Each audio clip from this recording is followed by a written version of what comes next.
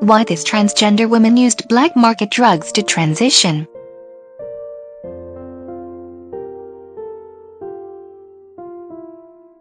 Ivana Black sat nervously on a plastic-covered couch in the home of a stranger.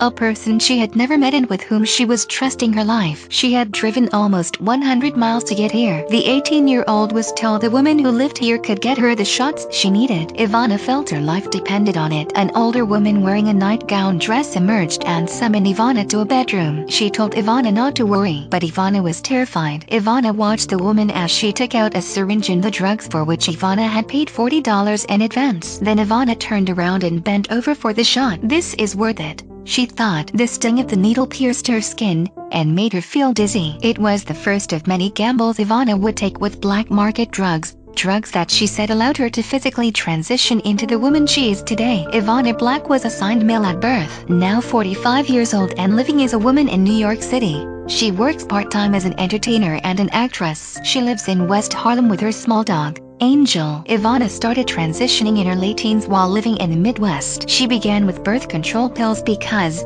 she says, they were the most accessible form of hormones at the time. Ivana said she wanted to transition to a woman as quickly as possible. Faced with too many financial hurdles and finding difficulty in navigating the healthcare system, she turned to alternative means. For most of her life, Ivana says, she has used black market drugs, including hormones and silicone injections she bought from strangers or people on the street. While Ivana does use some legal drugs now, she still gets hormones outside her prescription because, she says, they can be stronger and she wants an extra little boost here and there. Transgender women take estrogen, often adding an androgen blocker that stops the body from producing testosterone. The hormones help change a person's appearance, including body shape, breast development, hair growth and skin texture. People may use silicone injections to make their breasts or buttocks larger, and to make cheekbones have a more feminine appearance. There's that time when you are this person, this boy, and there's a time where you know you're going to be this woman,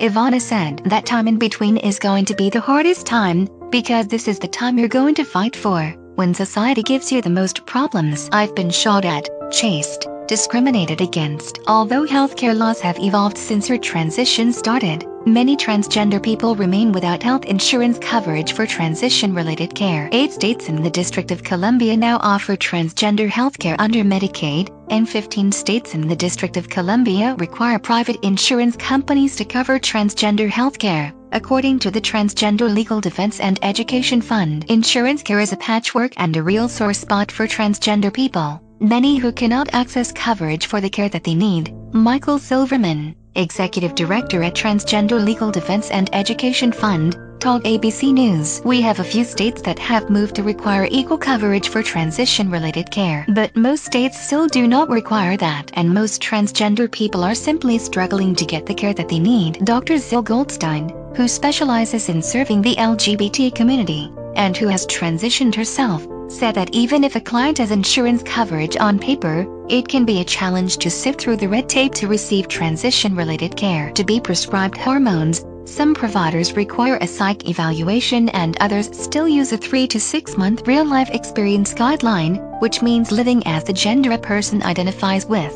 Goldstein said, even with a prescription, patients can still face challenges. "I've written prescriptions for hormones and they've been rejected by the pharmacy," Goldstein said. "Then the pharmacist has to call my office, we have to talk to the insurance company has to send us paperwork, we have to send it back to the insurance company, then the insurance company has to let the pharmacy know, the pharmacy has to let the patient know, then, hopefully, the patient can pick up their prescription. If insurance does not cover the medication, hormone prices range from $60 from a compounding pharmacy, which creates drugs tailored to a specific patient, to $400 if the client receives a brand-name estrogen shot. Oral hormones can be a lot cheaper, but there's some evidence they are not as safe," Goldstein said. Some, like Ivana, turn to black market drugs. While it's difficult to put a number on how many seek out services outside of the doctor's office, Goldstein says, "A lot of people go outside the medical system for these interventions. The costs of black market hormones vary widely. People will charge anywhere from $50 to $350 for a single shot of estrogen." Goldstein told ABC News that using drugs without a doctor's supervision can be dangerous. Although Ivana said she has no known health complications from using black market drugs, she knew people who weren't as lucky. "When you do the black market drugs, you don't have doctors to check the hormone levels," Ivana said. "I knew someone back in the late 90s.